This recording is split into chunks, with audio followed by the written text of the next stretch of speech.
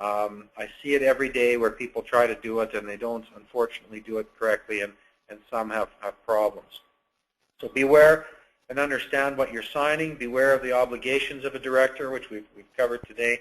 And beware of being named in personal commitments. You know, if you're signing a guarantee or an indemnity agreement or providing security to a bank for a loan, you know, understand what it is you're signing. Have your lawyer look at it so they can explain it to you, and he or she will go through the details, and you know what you're getting into.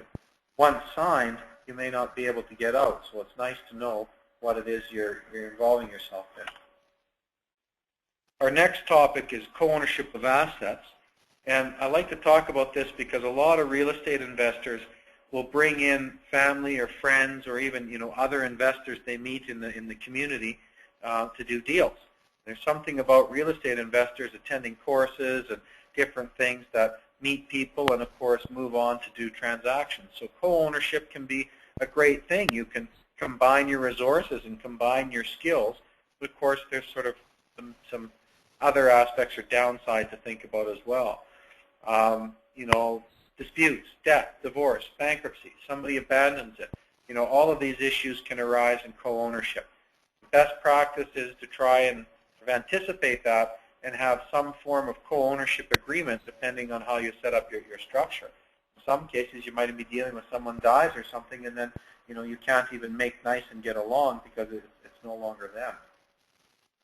So for partnerships, you know, that of course would be dealt with in a written partnership agreement where you would go through and speak with a lawyer about who contributes what, who gets what percentage, how are they dealt with, what happens if someone dies, or what if we need cash calls, if there's multiple people, you know, a certain higher percentage of the people, maybe 2 out of the 3 or 7 out of the 10 decide we need cash, for example, then the others must, you know, contribute. So all of those things will be dealt with in a partnership agreement. If somebody wants out, somebody dies, is divorced, all of that stuff is dealt with. Very similar in a unanimous shareholders agreement where we talk about co-ownership of a corporation. And I invite you to Google this topic. Should you find yourself owning shares with someone in a privately held, closely held company, this is a big deal.